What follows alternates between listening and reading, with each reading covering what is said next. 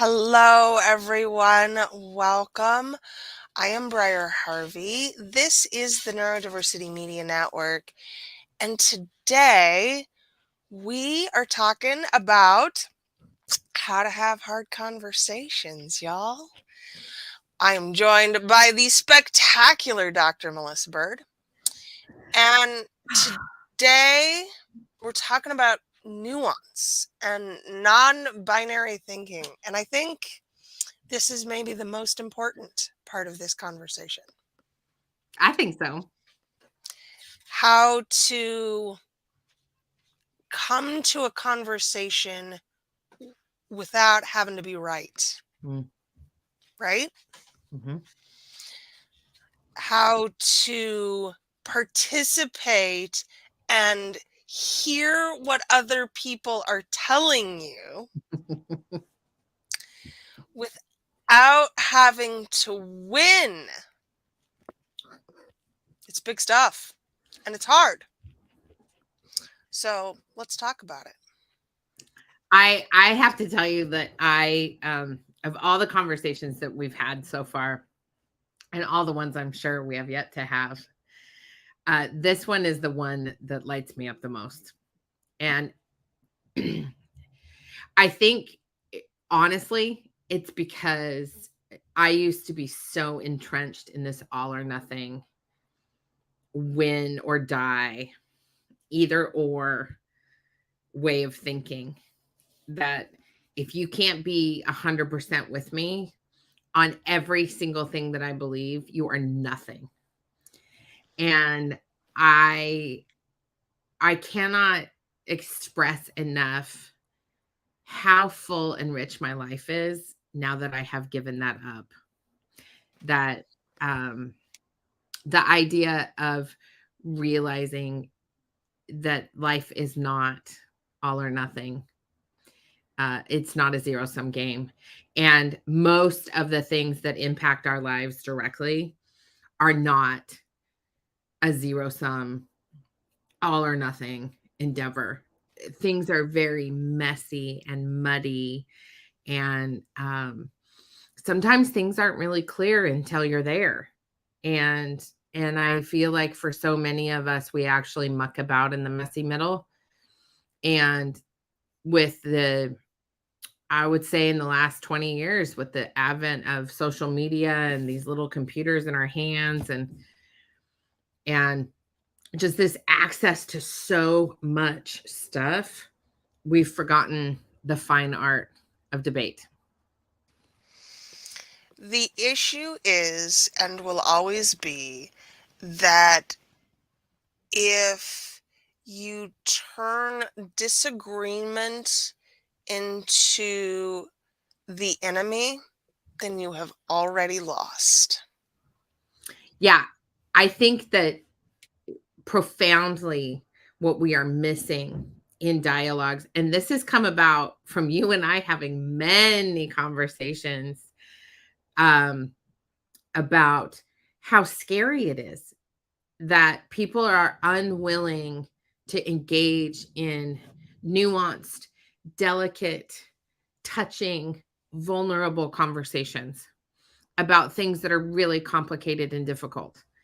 And I have practiced this publicly online for years with my friend Amy Wolf, who in the very beginning of our relationship, we met in a ballroom because I was speaking and she was speaking, and I was live tweeting this event. This is like I think it was 2017, because it was right when I first moved to Oregon. And we were the only two people in the room, in this huge ballroom. And I just went up to her and said hi to her and, asked her why she was there. And one of her girls was with her daughters, and we started talking, and I was like, we should go to lunch or something, because I really liked her. Like, I was like, we should totally connect, have coffee or something. And she looked me up online, and I had posted something about Planned Parenthood, about how awesome Planned Parenthood is or something. And she tried, this is how she tells the story. And the reason I'm telling this is because I think it's really important to this conversation we're having. She says, I tried to unfriend you because there was no way I was going to be friends with a supporter of Planned Parenthood. And God told me, no, you have to be friends with her. And I was mad. That's what Amy says. I was not happy about this. But she's a very, very deep Christian conservative woman. And I didn't know that. And so we go to lunch and she's just freaking out because she's sitting, she's like, I'm sitting with this heathen, right? This outwardly bisexual, pro-choice feminist. I wasn't going to church yet. And so she's like sitting with this heathen, right? But it turns out we just love each other. Like we are so connected, spiritually connected to each other. And and so we decided, because we were having these really, like, talking about abortion and guns and sex and, sex ed and schools and gays and all the things, and just loving each other through these conversations. And so we started taking them online, unscripted, publicly. Now, here's the thing that was really fascinating about this. Her friends were DMing her saying, "Oh my gosh, this is incredible. Thank you for so much for exposing us to perspectives from Missy. We would have never talked to anybody like her otherwise. How do we have bigger conversations with people like Missy?" And my friends were coming into my DMs. "How dare you give her a platform? She is the root of all evil. She's dangerous. She's a terrible person. I can't believe you would sit in the same room with that woman and call her your friend."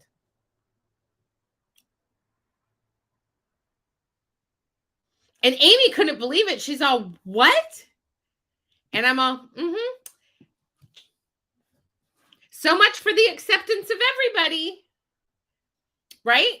And what that taught me, Briar, is that people who identify as liberals and progressives are not ready to have nuanced conversations about things that matter to them. And I'm saying it out loud on the Neurodiversity Media Network. People who identify as liberal and progressive have an awful lot of work to do when it comes to tolerance, diversity, and inclusion. It's 100% true. Mm-hmm. And it's uncomfortable because it's the space that we live in and occupy a great deal of the time. Mm-hmm. It certainly still is where most of my beliefs live. I'm not changing my mind about the things that are important to me. Mm-hmm. And that's not what's being asked of us when we embrace nuance. And when we get out of this binary, all or nothing thinking, this extreme thinking, that it's not an invitation to give up your values and your beliefs and the things that you think are critically important. It is an invitation to get uncomfortable and to sit in that discomfort and to realize that you're not actually triggered, because triggered is a trauma response, but that in many conversations, we're just really uncomfortable with hearing how somebody else feels about things that matter to us. And that's what creates all this divisiveness, I think. I think it's that lack of willingness to squirm. I had my husband watch the lovely and fabulous Robin Wall Kimmerer, who wrote Braiding Sweetgrass and Gathering Moss, which are two of my most favorite books on the planet. And she's an Indigenous woman she teaches in New York, but her roots are here at Oregon State University, which is right by my house. And so she gave a talk in the Department of Forestry about disrupting and dismantling monocrop thinking. So that sounds perfectly benign unless you actually know what's going on here. Yeah. So she's taking the application of Three Sisters farming, which is a very, very old, tens of thousands of year old tradition of growing bean, squash, and corn, which is better for the soil, better for the plants, better for all the things, right? And it's a regenerative way of farming, which was totally dismantled when the colonists came and, annihilated all the things. But she's talking about how in this talk, she's talking about just completely getting rid of monocrop thinking, that there's only one way to think about the earth and about the forests and about the plants and about nature and the waters and the land. And I was watching my husband visually squirm because she is completely disrupting white supremacist masculinity in this conversation. And it is, I mean, he was like, I was like, are you okay? He's like, ugh, like, what's happening? And I was like, I think she's hitting on some buttons. And he was like, I don't know if I can get through this. And I was like, oh, you're getting through it. You have to listen to this, because it's important for us to move forward in our conversations about our farm, in our marriage. Like, I'm like, this is good stuff for you to get uncomfortable. And he was visibly squirming, Briar. And I was like, this is going to be so good. And it is. It's what has happened to that man just from listening to that one conversation that made him so visibly, viscerally uncomfortable has been an opening. I could not have done it better myself, honestly. And this is why I think it's so important for your listeners and the people who are watching this to think about this. Like, it's okay for us to have a visceral reaction to something. Like, when did that not be okay? I learned speech and debate in the 80s and 90s, right? Like, I'm a middle-aged woman. I'm not afraid to admit it, right? I'm turning 49 this year. We learned how to debate about stuff that was hard. Like, the goal was to get to state, to go debate at state. Why don't we do that anymore?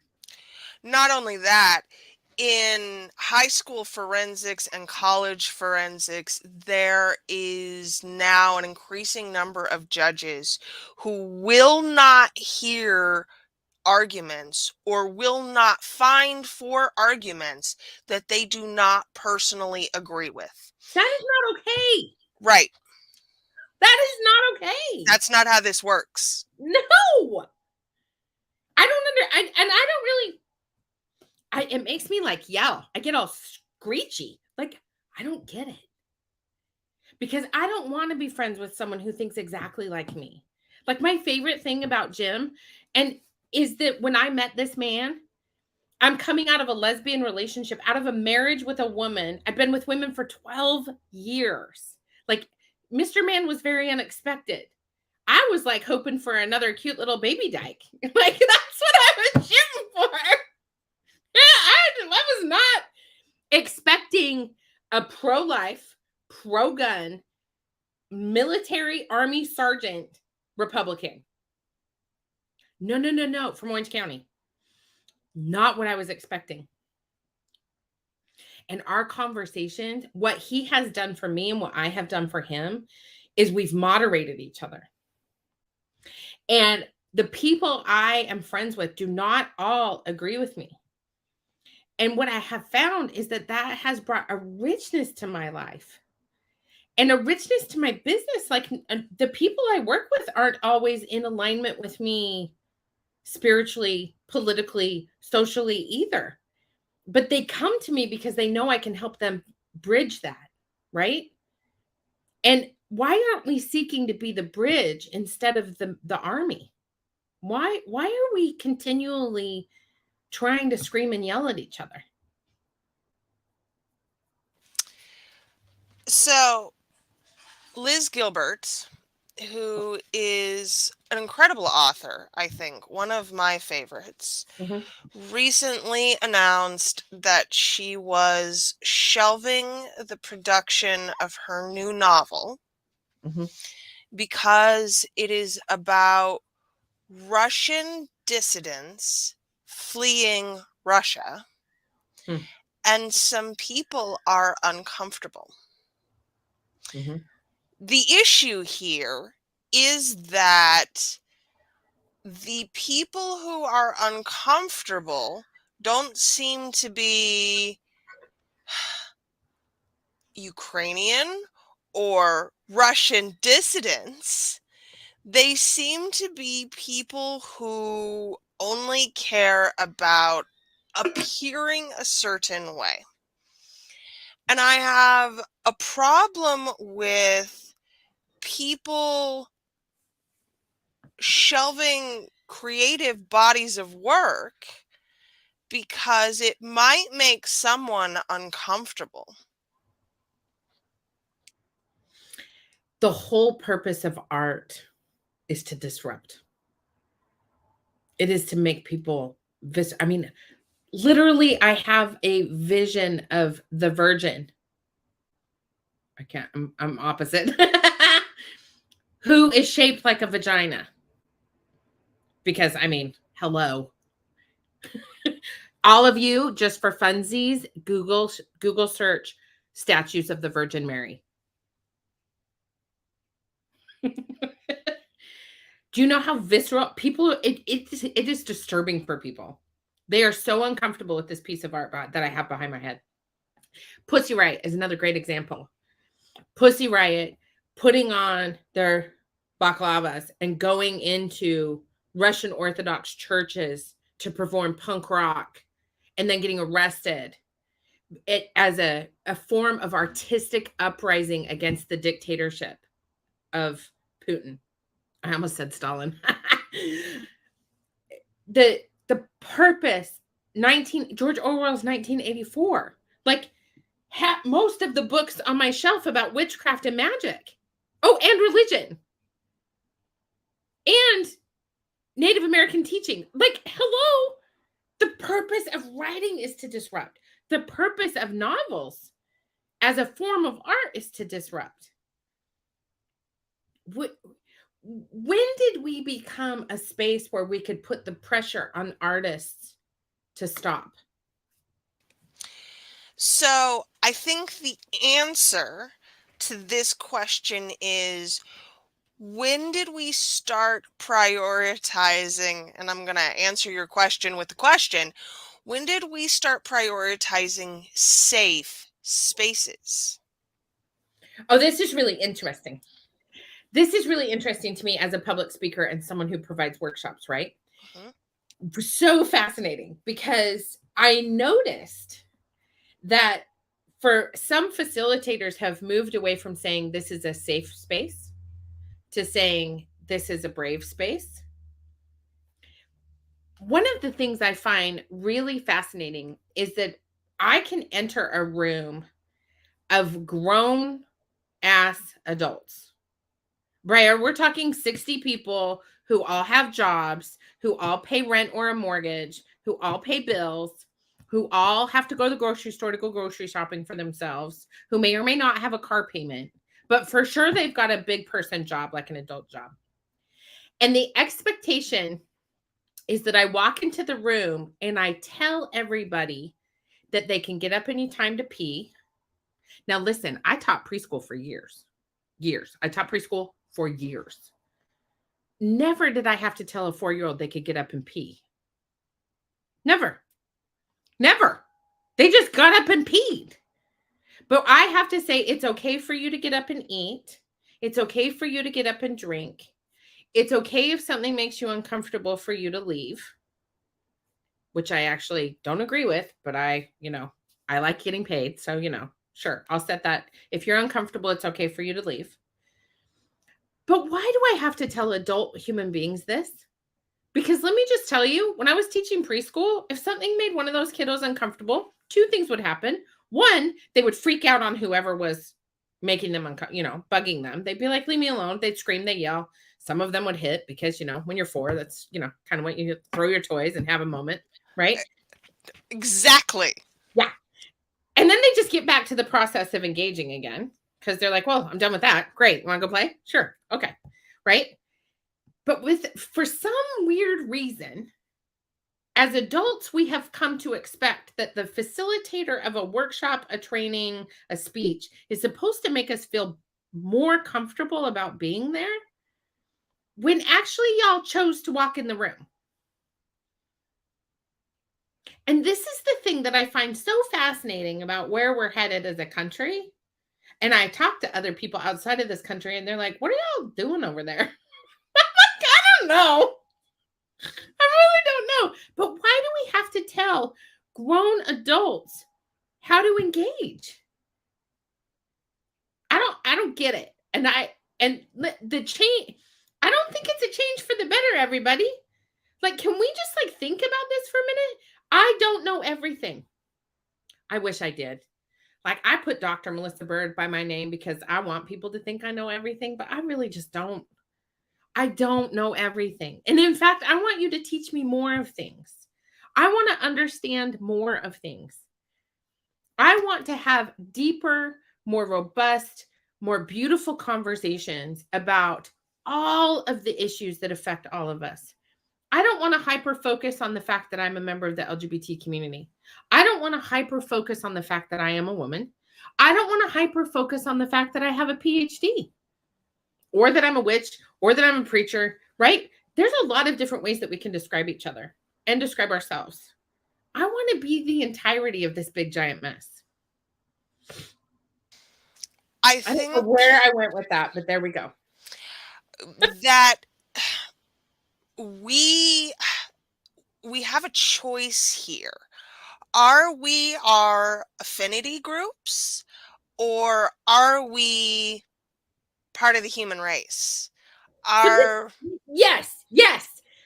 Are we humans being? This is something that has really been coming to me a lot lately. But like, I've been dreaming about it. I've been writing about it. I think I just wonder what would happen if all of a sudden we just all became humans being. Human beings being. Like what would happen if we recognize that we are all part of these identities, for sure. And I love all of my identity. I love everything about who I am, which is also quite refreshing. What a lovely place to be in, by the way. For all my messiness, I love how messy I am. Sometimes I'm really destructive and loud and angry and mad. And sometimes I am tender and juicy and squishy and lovely and like all the things. Like, what if we could just be humans being? Like, if we could just engage in the action of being present. What would change for all of us if we stopped yelling at each other and just were present in the mess? so how do we get to be okay with being in the messy middle?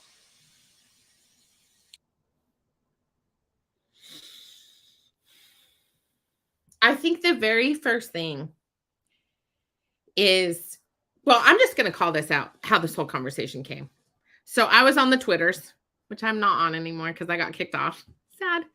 I was on the Twitters, and there was all the controversy over J.K. Rowling and people calling her a TERF, and all this anti-trans activism, a lot of violence and anger on both sides, by the way. Like, there's a lot of violence and anger going on there.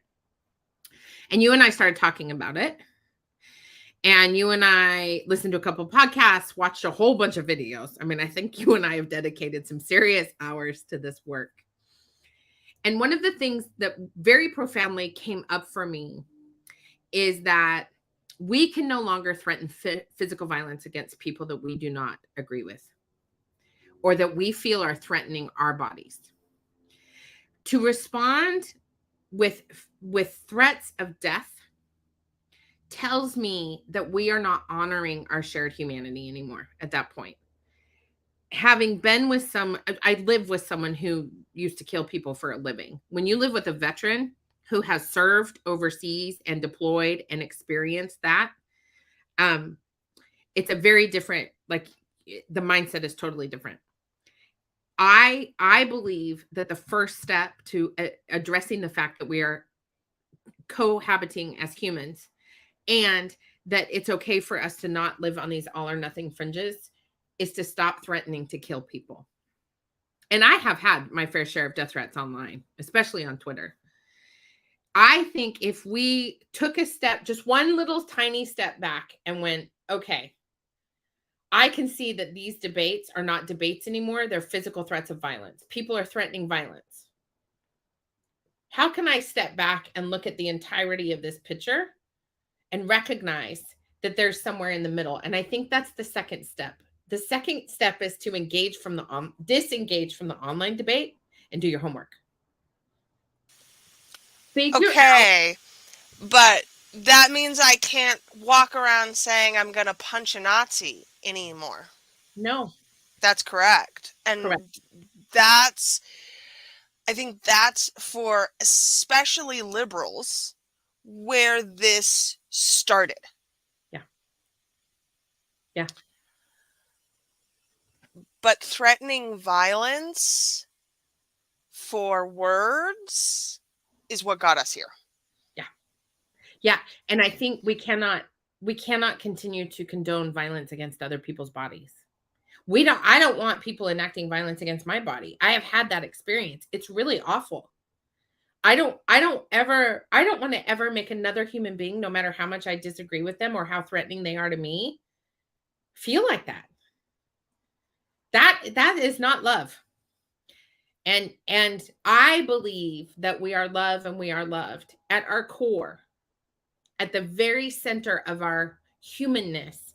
No matter who we are love and we are loved energetically. Even the Nazis have a soul inside that body. Okay, but Even there's a Clarence Thomas has a soul inside his body. I'm unclear what his life lesson is, but boy howdy, do I hope he figures it out.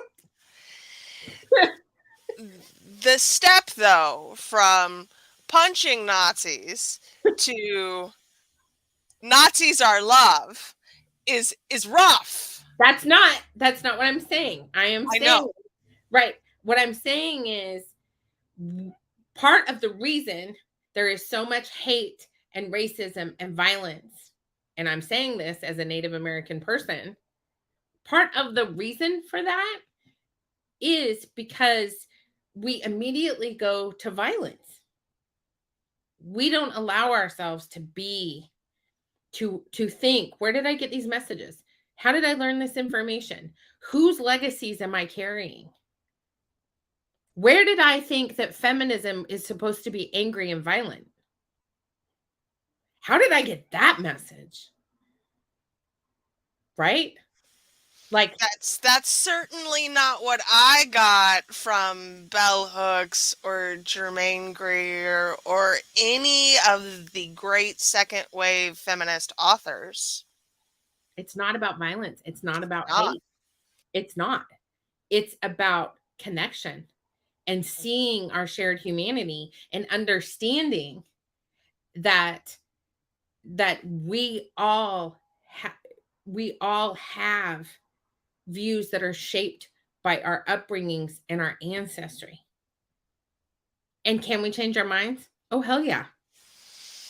But we're not going to change minds if we're screaming and yelling and fighting. And threatening violence. Yes. Because if I feel as though my safety is impacted, I am not going to be open to listening to anything that you have to say.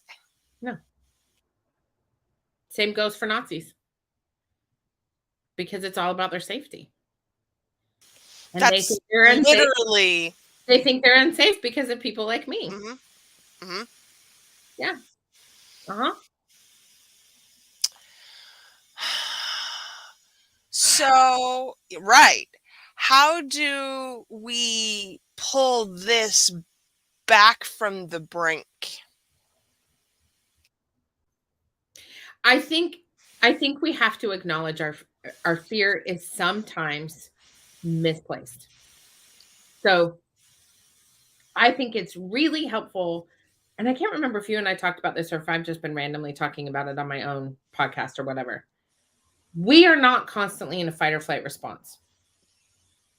We have got to give ourselves permission to stop using that word fear as if it is an actual beast in the room, right? Have I been in violent situations where I had to fear for my life most days? Yep. I invite you to my entire childhood. Like that, like we have all had, once you get past the age of 5, we have all experienced some form of violence and trauma. It's just a fact. And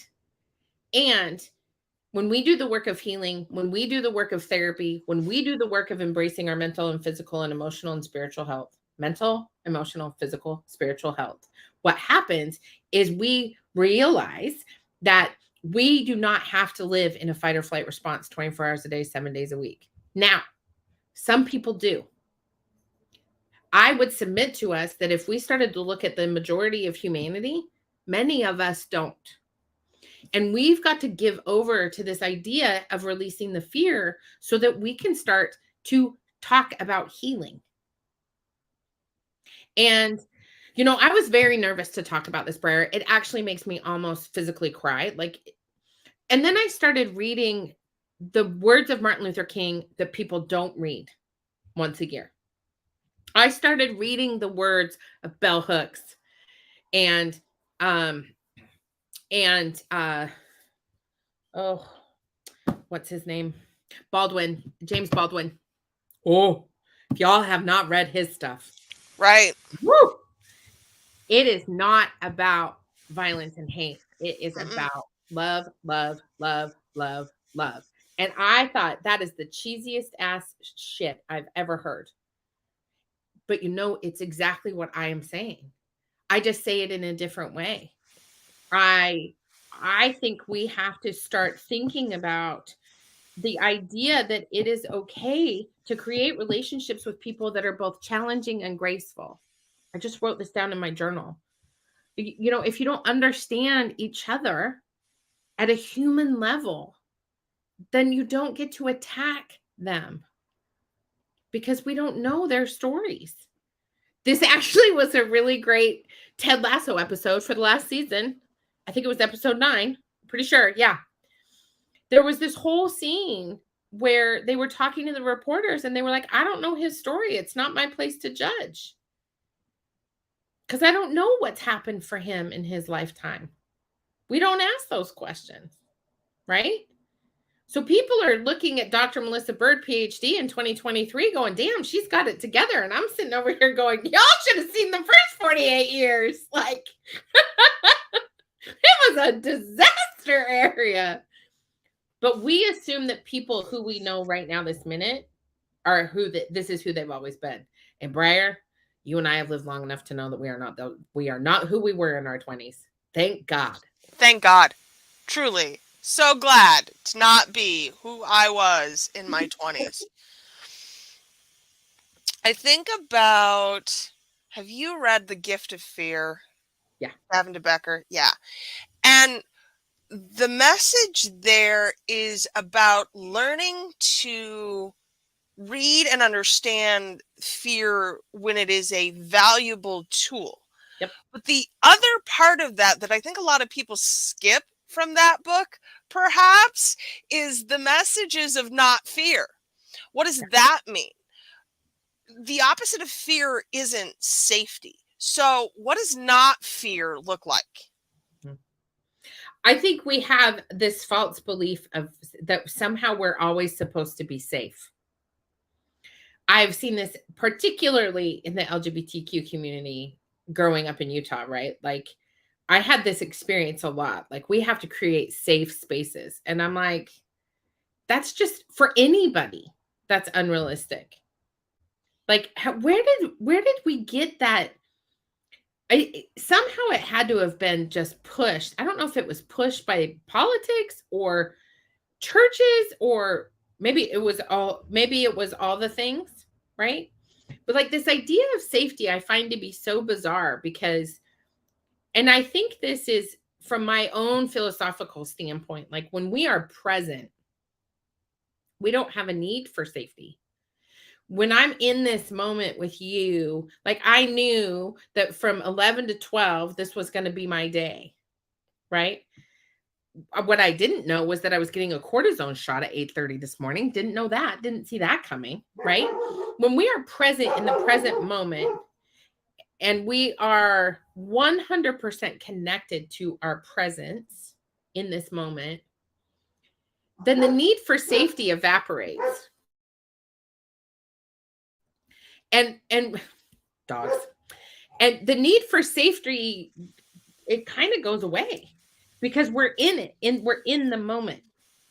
And once we destroy that mythology of needing to be safe, we can create connections, relationships, plans, ideas that get us to the place that makes us feel safe for us. So my idea of safety is not even the same as my husband or my children. You know this. You live in a house with how many people? 4 other people. Yeah. Yes. Yeah, I live in a house with 3 other people because the oldest one ain't coming home. Love her. Love her, but we've decided we don't live together well.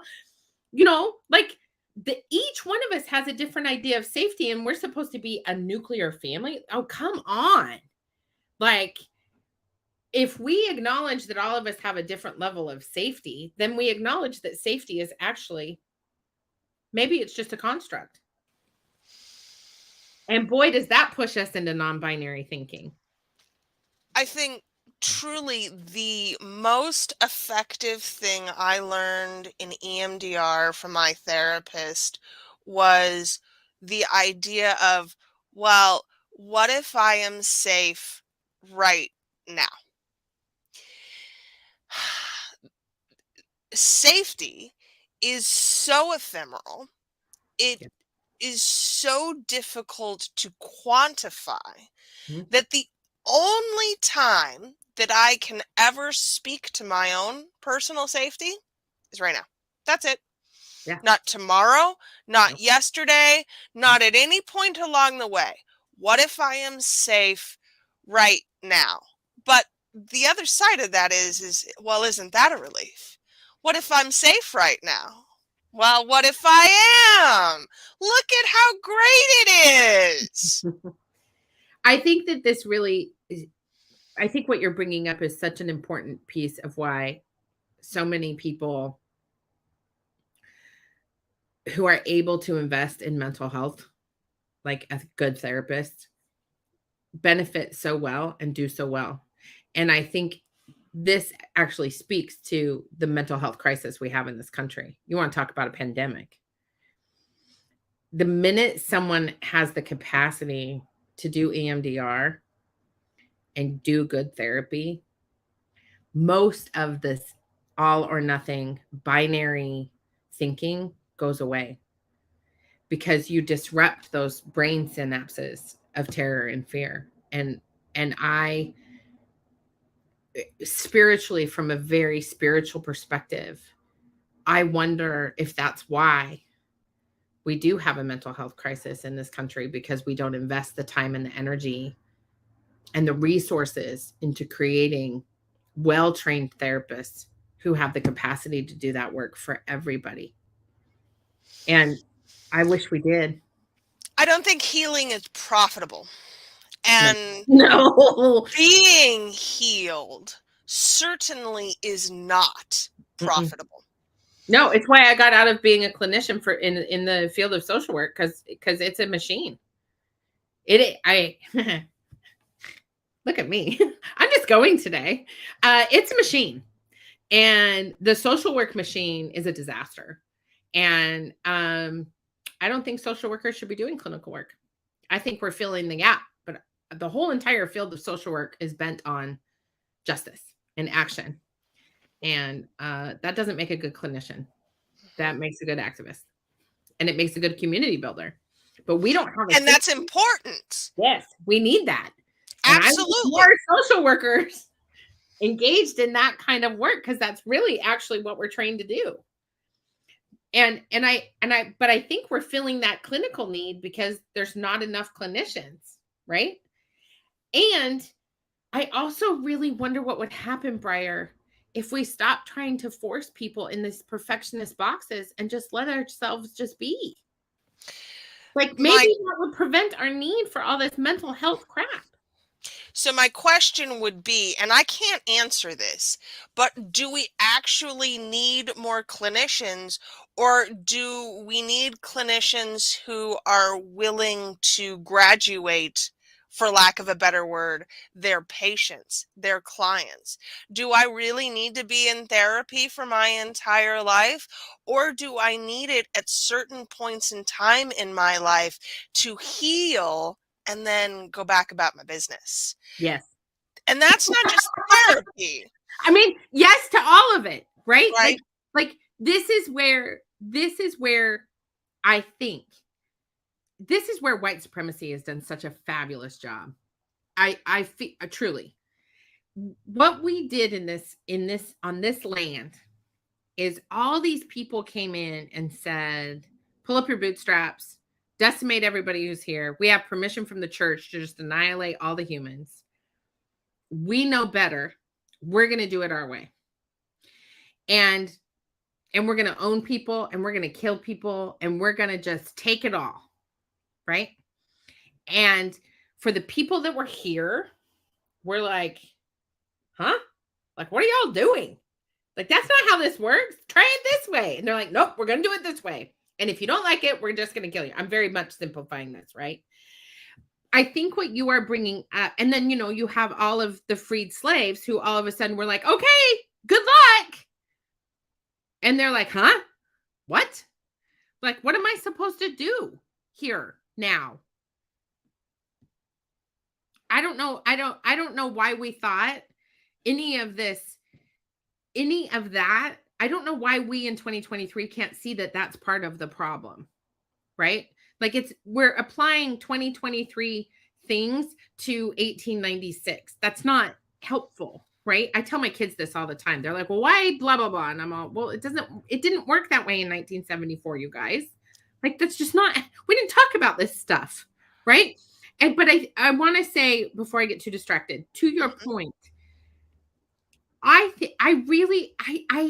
feel so cheesy saying this, but I really think if we just had more compassion and love for ourselves, self-love, self-compassion, and love for other people, perhaps it would change the way we think about community, families, connection, friendship, neighborhoods, cities, counties, states, nations. If we just loved ourselves a little bit more, forgave ourselves just a little bit more, owned our imperfections, not as weaknesses, but as strengths, then perhaps, Breyer, we would find a good therapist for that moment and then move on and then go back if we had to.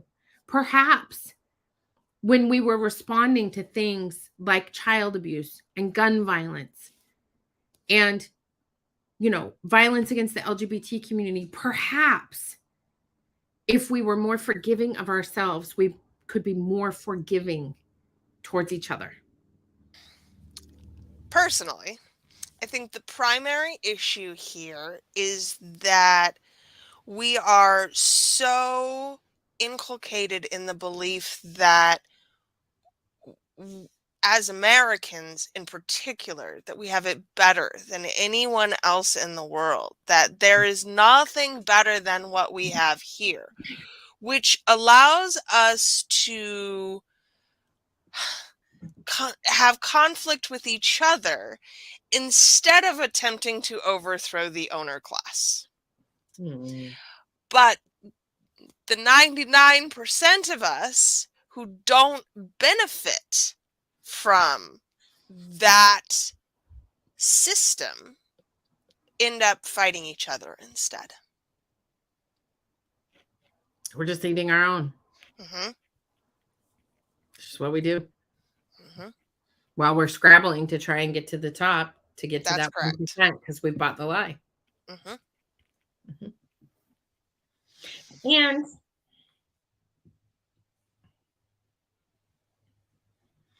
I wonder what would happen if we decided I'm not gonna engage in this binary thinking anymore.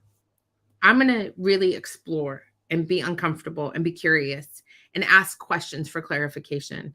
I had a beautiful professor who he would say questions, comments, complaints, concerns about the last 10 minutes of our class.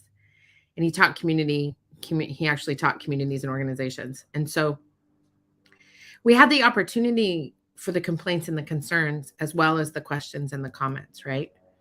Questions, comments, complaints, concerns. I wonder what would happen if we deployed Dwayne Wilson's, just those 4 questions, comments, complaints, concerns, and if at the same time we did that, we focused on what lights us up instead of what keeps us in the dark and keeps us down. One of my most favorite things about learning to read the Bible, never words I thought would come out of my damn mouth. Let's be clear. It kind of makes me go, ugh, gross. Right. Is learning the idea of lightness and dark, and learning that in the Torah and the Quran and in Buddhist teachings and in Hinduism, in in paganism, there is always light and dark. You cannot know lightness without dark, and you cannot know darkness without light. And what would happen if we were more willing to shine the light in the shadows? What would happen if we asked people questions and we were curious about why they think that way, why they behave that way? Where did you learn that from? How did you come to believe that that is the absolute truth? Because let me tell you, Briar, there are some things I used to think were the absolute damn truth. One of them is that there is not a cold day in hell that God will love me because I'm a big old feminist queer. And guess what? It turns out I am love and I am loved, because that is the essence of the core of our humanity and our soul. Wow. And we have to be open to asking and answering those Mhm. questions. It's one of the most beautiful things I think about nuance.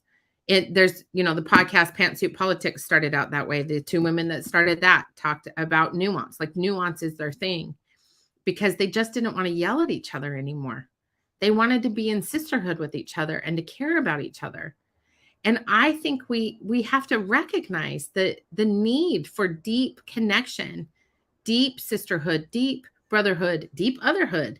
Like, deep human connection is what we're craving. We are not craving the split apart. And it's okay. um my teacher, my mentor said to me in one day, there is absolutely nothing on this planet that we have to control. And that is a dangerous sentiment to many people. And I brought it up in a training I was doing a couple weeks ago. I was like, there's literally nothing on the planet we have to control. And several people were like, well, I have to control my emotions. And I'm like, do you? Do you have to control your emotions, or can you allow your feelings to move through you and in you and around you and on top of you and below you? Do we have the capacity for self-love and self-compassion to allow those things to take place so that we don't end up hating ourselves and other people? How revolutionary is that? What if we stopped our self-loathing?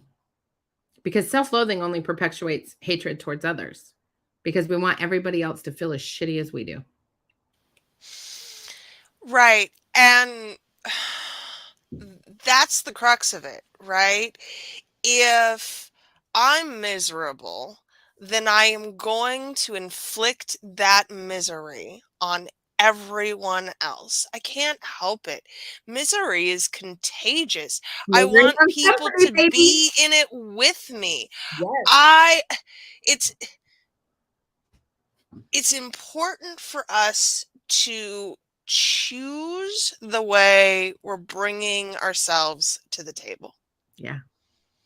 That's the only choice we really get, is how am I coming to the table?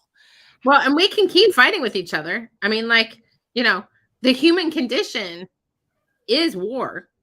It has existed for time and eternity. Mhm. And I wonder if what we're being really invited to is to think about a different way. Mhm. And all the greats, the people we look up to, the artists, the disruptors, the creators, the preachers, the revolutionaries, they've all said that same thing ever since we started writing things down. They've all said the same thing. What if there's a different way? What if we can use nuance and non-binary thinking to connect with each other in a whole nother way? Now, listen, 20-year-old Dr. Melissa Bird would have been like, that is some horse shit. Whatever. I'm just going to go in and pump my fist and kick your ass. I'm going to take my steel-toed boots, get in a mosh pit, and try and beat up as many human beings as humanly possible, because it's not okay for me to do that in any other circumstance but in that pit. right? I watch it in my daughter. Put 14-year-old Gwendolyn Alice in a mosh pit, and that girl, she is violent. It is the human condition. But you know what's really incredible is that girl gets out of the pit, gives everybody a high five and a hug, and she's back to being cute little Gwen with her fairy, her fairy wings on, making beautiful art. Imagine if we gave ourselves some room in the pit to get it out and then went back to making beautiful art. Well, I think that's another problem that we have. We have no pits, right? We do not in any way allow for or make room for anger to exist outside of war. It's so fascinating because now you've got all these rage rooms where you actually can pay to break shit. And I'm sitting here going, go to Walmart, buy a pack of plates, and go to the dumpster behind the Walmart, throw them at the dumpster, make them all break, sweep it all up, move on with your day. That's what I used to do with my clients when I was a therapist. Because Why are we commercializing rage. Why are we paying for rage rooms? Right. Why can't you just take a knife and stab your own damn pillow and then go buy a new one?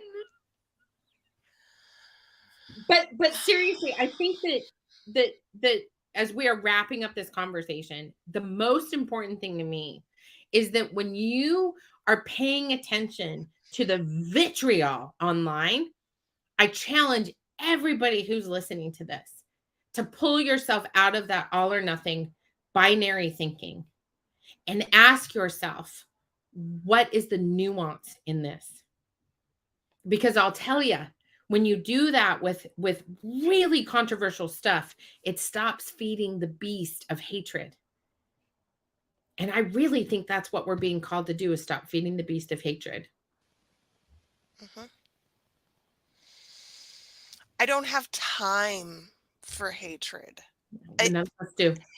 And I think truly part of the reason that I chose to build this, part of the reason we're having this conversation, is that it was really important to me to start asking those questions and then listening to the answers. Yeah. It's not about me here. It's not about me being right. It's not even about what we're building as an entity. It's about having the ability to ask questions and listen to the answers without any implicit bias. And that's a hard And thing to do. it is a hard thing. And what if there is no right or wrong? Right. Because right or wrong says I'm trying to control some aspect of this conversation. Like, what if there just is? And I can't believe I have these big, huge philosophical discussions for a living. Like, it's so bizarre to me that I'm like sitting here going, but what if it just is, Briar? Like, and I'm sitting here going, that's rad. Because if that is the case, then everything I know about this planet, about this world, about my interactions with other people, everything I know about it, it just is. And that is not the absence of pain and suffering and sorrow, because we are human beings giving our souls an experience on this planet. Every single one of us. Billions and billions of people on the planet are here to have an experience of living in a human body. And we're going to screw that up 375 days to Sunday. Like, we are going to mess this up all the time. And that's rad. Yes, it is. It's not bad. It's rad. So I think what I'm walking away with here today, Missy, is that nuance comes from choosing to have an experience. Oh, yes. Yes. Mm-hmm. Choosing not to walk away from discomfort. Mm-hmm. Choosing to understand the difference between triggering and being uncomfortable. Mm-hmm. And the more that we can allow ourselves to be uncomfortable, the more we are comfortable, regardless of the situation. Yeah, because that creates compassion Right. for ourselves and for everybody else. Yes. Really good. So good. Really. Man, never gonna get tired of these conversations ever, ever. Y'all, if you have not yet subscribed to the Neurodiversity Media Network, you can do that at the neurodiversitymedianetwork.com. This is what we're here for. We're having these conversations. We are exploring the edges, and I want to do that with as much joy and compassion as possible. I think that we get to choose. I think that we get to occupy the space the way that we want to. Mm. Thank you, Briar. Thank you so much for being here. Y'all have an amazing time. We will be back in 2 weeks. And what are we talking about? We are talking about how accessibility isn't enough. Like this one wasn't challenging or anything. How accessibility is not enough. Oof. It's going to be fun, y'all. It's good. Looking forward to it. All right, people. We will see you next time. Thank you so much for being here.